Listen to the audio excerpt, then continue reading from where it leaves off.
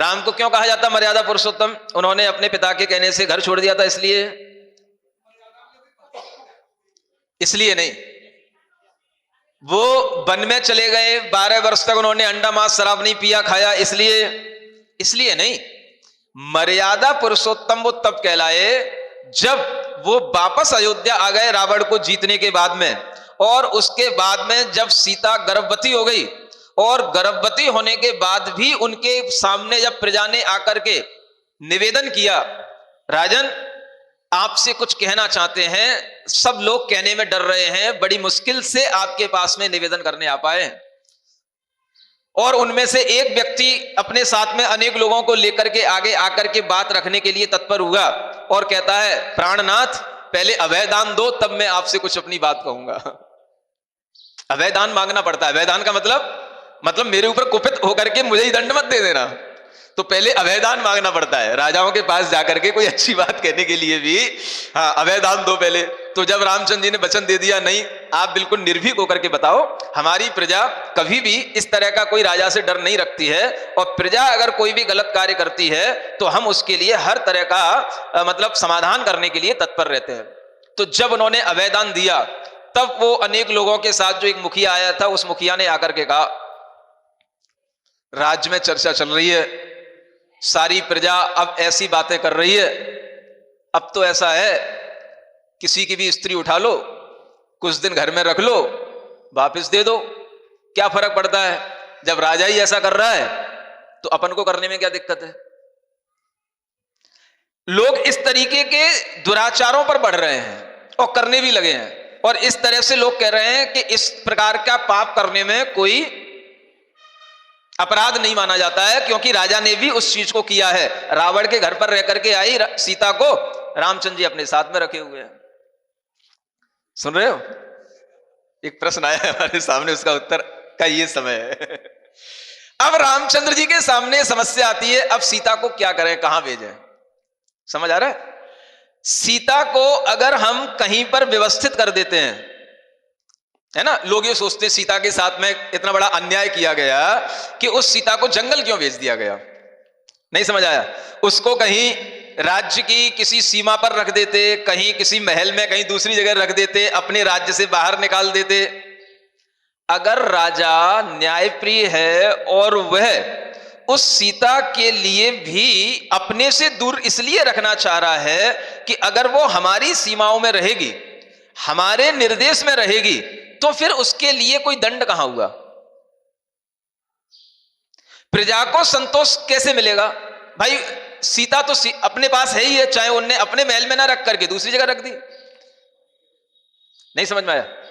प्रजा को संतोष तो तब मिलेगा जब उसे यह मैसेज मिले कि रामचंद्र जी ने लोक अपवाद के कारण से और सीता के ऊपर लगने वाले दोषारोपण के कारण से सीता का त्याग कर दिया है।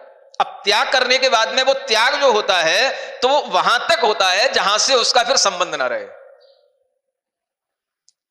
अगर वो त्याग की सीमा उनकी राज्य सीमा में आ रही है और वो उसकी निगरानी में है, तो फिर वो त्याग नहीं है।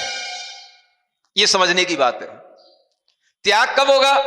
तब उन्होंने कृतांत वक्र से कहा, इसे उतनी दूर ले जाकर के छोड़ करके आओ, उन जंगलों में उसको छोड़ करके आओ जहां लोग हमको न जानते हो, जहां हमारी सीमाएं न लगती हो, हमारे राज्य की सीमाएं न लगती हो, वहां जाकर के इसको छोड़ करके आओ।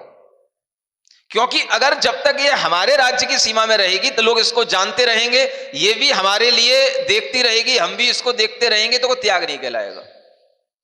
तो लोक अपवाद के भय से उस सीता पर लगे हुए दोष का निराकरण करने के लिए उस सीता का उन्होंने त्याग किया, और ये त्याग करना ही उनके लिए मर्यादा पुरुषोत्तम की उपाधि देने के लिए कारण बन गया। माने अपनी स्त्री का भी लोक के कारण से त्याग कर देना। उन्हें भी पता है वो गलत नहीं है, उसके साथ कुछ नहीं हुआ है, वो सिर्फ वहां जाकर के रही थी, रावण कभी उसको हाथ भी नहीं लगा पाया, लेकिन उसके बावजूद भी लोक अपवाद के कारण से अपनी प्रिय वस्तु का भी त्याग करने वाला राजा ही सर्वश्रेष्ठ राजा कहलाता है, क्योंकि वो अपने स्वार्थों को ध्यान में नहीं रख करके लोक मर्यादा को ध्यान में रख करके चल रहा है, इसलिए वो मर्यादा पुरुषोत्तम के नाम से जाने जाते हैं। वही तो समझा रहे थे, अभी आपकी समझ में नहीं आया। जब राजा की समझ में नहीं आया तो प्रजा की समझ में क्या आएगा? वही तो समझाने की कोशिश की जा रही थी कि ये अन्याय नहीं है, ये राजा का न्याय। राजा के लिए परिवार मुख्य नहीं होता है। सुनो नरेंद्र, हाँ, ये राजाओं के अंदर का गुण होता है। जो नरेंद्र होते हैं, राजा होते हैं, उनके लिए परिवार पहले नहीं होता है। वो अगर समाज के मुखिया हैं तो समाज पहले है। ये मुख्य गौण की व्यवस्था होती है। प्रायोरिटी किसके लिए? एक राजा की अच्छी शासन व्यवस्था तभी कहलाती है जब वह न्याय के लिए अपने पुत्र का भी, अपनी पत्नी का भी त्याग कर दे, तो वह सर्वश्रेष्ठ राजा माना जाता है। ये सीखो, ये दंड नीति के माध्यम से सिखाया जाता है। इसी को दंड में प्रणयन करने वाला राजा कहा जाता है। मेरा तेरा नहीं देखना पड़ता है। मेरा बेटा, मेरी बेटी, मेरी पत्नी, अगर इसी की जगह पर दूसरे की पत्नी होती तो, मेरे पुत्र की जगह पर दूसरे का पुत्र होता तो हम क्या दंड देते? वही दंड मेरे बेटे के लिए, वही दंड मेरी पत्नी के लिए है। अगर समाज में किसी दूसरे की पत्नी पर कोई उंगली उठाता तो हम क्या करते उस समय पर? हम कहते उससे देखो, इसके कारण से पूरी समाज में अव्यवस्था बनी हुई है, इस पत्नी को छोड़ दो, इसको यहां से बाहर निकाल दो, पूरे समाज के अंदर शांति आ जाएगी। नहीं तो पूरी समाज जो है उथल पुथल में पड़ी हुई है और आपस में सब जो है गलत गलत बातें कर रहे हैं, गलत गलत आचरण कर रहे हैं। अब उस समाज को संभालने का क्या तरीका है? हम उस समय पर उससे यही कहेंगे, इस पत्नी का त्याग कर दो। ये जब से इस समाज में ये स्त्री आई है तब से पूरी समाज के अंदर इसने व्यवस्था बिगाड़ दी है, सब मर्यादाएं बिगाड़ दी हैं। आज लोग मर्यादा से बाहर होकर के काम कर रहे हैं। इसका त्याग करो। राजा आदेश देता है सामान्य प्रजा के लिए, तो आज उसके सामने स्थिति बनी हुई राजा के सामने, तो वो क्या करेगा? तो अच्छा जो राजा होता है, न्यायप्रिय जो राजा होता है, वो स्वार्थ में अंधा नहीं होता है, वो न्याय करता है। दुनिया उसको अन्याय समझे, लेकिन राजा के लिए, एक अच्छे राजा की अगर मोहर लगेगी तो इसी बात से लगेगी, इतने श्रेष्ठ राजा होकर के, इतनी सती सीता होकर के भी उन्होंने उसका त्याग कर दिया, इसीलिए वो महान बन गए। उसी क्षण से महान बन गए। जो आज तक वो महान माने जाते हैं, आज तक मर्यादा पुरुष कहला रहे हैं। अभी भी धर्म विरुद्ध हो गया? नहीं, राम को पता है सीता सही है और बहुत सी प्रजा को भी पता है सीता सही है, लेकिन देखो आप नहीं समझ रहे। अभी प्रायश्चित जो होता है वो लोक की संतुष्टि के लिए होता है। आपने प्रायश्चित की परिभाषा नहीं पढ़ी। आचार्यों के लिए भी प्रायश्चित जो दिए जाते हैं, आचार्य जो प्रायश्चित देते हैं, प्रायश्चित का विधान इसी तरह से होता है। प्रायश्चित का मतलब होता है प्रायः माने लोक। सुनो, प्रायः माने क्या होता है? प्रायः माने वो नहीं होता है ऑफन, अक्सर।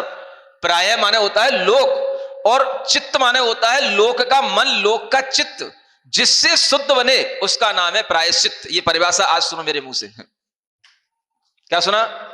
लोक में जिससे संतुष्टि हो। दुनिया देखना है राजा को, राजा को अपना घर नहीं देखना है। हाँ, ये राजा की जिम्मेदारी होती है। यूं ही नहीं बना दिया जाता है राजा किसी को। दुनिया भले ही झूठ बोल रही हो, लेकिन अगर दुनिया को संतुष्टि इसी न्याय से मिलनी है तो राजा वही न्याय देगा उसको। राजा के लिए पत्नी प्रमुख नहीं है, बेटा प्रमुख नहीं है, भाई प्रमुख नहीं है, राजा के लिए प्रजा प्रमुख है। राजा प्रजा के लिए जीता है। ये पहले भावना अपने अंदर लाओ। आपको केवल सीता दिख रही है, पत्नी दिख रही है, राम की सीता दिख रही है, आपको प्रजा नहीं दिख रही है ना, इसलिए सब गड़बड़ हो रहा है? वो जंगल का मतलब ही है देश निकाला। देखो, जंगल का मतलब ही है देश निकाला। का मतलब ऐसा नहीं है कि अब महारानी है वो भी उसका अपमान करके देश निकाला नहीं कर सकते हैं, उसे किसी बहाने से अपने से दूर करना।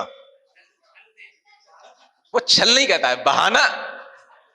देखो, बहाना राजाओं का अगर आपके लिए छल कहने में आ रहा है तो ये भी साहित्य में छल कहो, बहाना कहो, एकार्थवाची माने जाते हैं। लेकिन ये छल का मतलब मायाचार नहीं है।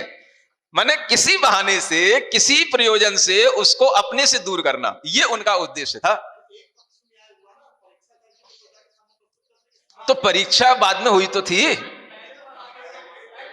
देखो, ये भी प्रायश्चित देने का तरीका होता है। आपने प्रायश्चित शास्त्र पढ़े ही नहीं, दंड नीति के शास्त्र पढ़े ही नहीं। प्रायश्चित एकदम से नहीं दिया जाता। प्रायश्चित देने के भी ये तरीके होते हैं। पहले अपने से दूर करना, लोक में पहले शांति हो, फिर उसके बाद में उसको अपने पास बुला करके उसे परीक्षा आदि के माध्यम से अपनाना। ये तरीके होते हैं बड़े बड़े लोगों के, आप समझ नहीं सकते हो। बड़े लोग जो सोचते हैं वो वही सोच होती है जहां आपकी सोच समाप्त हो जाती है। समझ आ रहा है ना?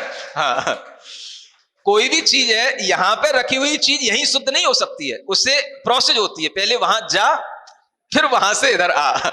समझ आ रहा है? तब वो चीजें अपनी बनती हैं। समझ आ रहा है? यही आचार्य महाराज ने हमारे साथ किया था। समझ आ रहा है? मैं दूसरे संघ का ब्रह्मचारी था, तो उन्होंने पहले कहा पहले तू घर पे जा फिर मेरे पास आ। अब मैं घर पे जाने को तैयार नहीं था, वो भी तैयार नहीं थे, अड़ गए थे, नहीं घर पे जाना पड़ेगा। तो मैं दूसरा संघ छोड़ करके उनके पास में आ गया, तो उनने अपनाया नहीं। पहले कहा क्या उनने, क्या कहा?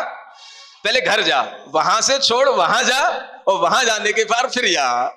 तो ये राजाओं के तरीके होते, तो कुछ जानते तो हो ही नहीं, बातें करते हो। तो प्रजा जो है कभी राजाओं के दिमाग नहीं समझ सकती है। समझ आ रहा है? तो राजाओं को सिखाया जाती है सब दंड नीतियां, बड़े बड़े आचार्य जानते हैं कैसे प्रायश्चित दिए जाते हैं, ये प्रायश्चित के तरीके होते हैं। लोग के चित्त को जिससे संतोष मिले वही न्याय कहलाता है। और उसके लिए किसी एक व्यक्ति के लिए अगर आपको लग जाए कि इसके साथ अन्याय हो रहा है, तो एक के पीछे राजा नहीं पड़ता है, प्रजा को देखता है राजा। ये मुख्य उद्देश्य है, ये सीखो पहले। बड़े पदों पर आना सबके लिए संभव होता है, लेकिन बड़े पदों का निर्वाह करना इसलिए संभव नहीं होता क्योंकि वो सब स्वार्थों में पड़ जाते हैं।